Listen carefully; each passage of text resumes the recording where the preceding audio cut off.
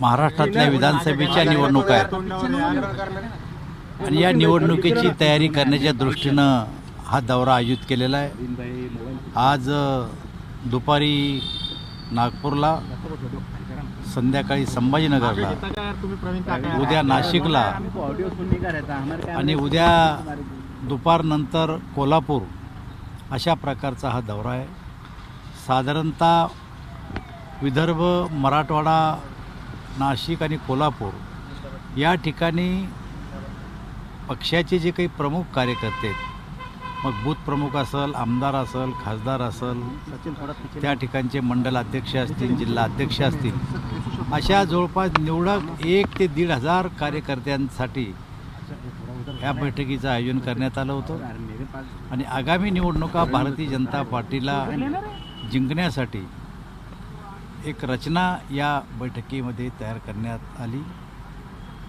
कार्यकर्त्यांना त्यांनी मार्गदर्शन केलं आणि मला असं वाटतं की कार्यकर्त्यांची उपस्थिती, त्यांच्यामध्ये असलेला उत्साह पाहून येणाऱ्या विधानसभेच्या निवडणुका भारतीय जनता पार्टी नक्की जिंकेल असा विश्वास आम्ही अमित भाईला दिला।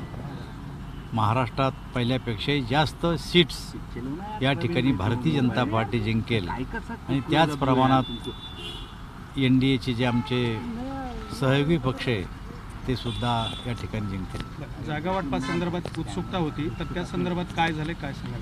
हे जागा वाटप, आमची नेते मंडळी जागा वाटपाच्या चर्चेला बसतायत शांत बस यार आणि आत्ताही मुख्यमंत्री देवेंद्रजी, अजितदादा आणि अमित भाई आणि आमचे प्रदेशाध्यक्ष चंद्रशेखर बावनकुळे हे एकत्र बसलेले आहेत। जागेच्या संदर्भात कुठलाही वाद आमच्यात आणि आमच्या मित्रपक्षात नाही आहेत।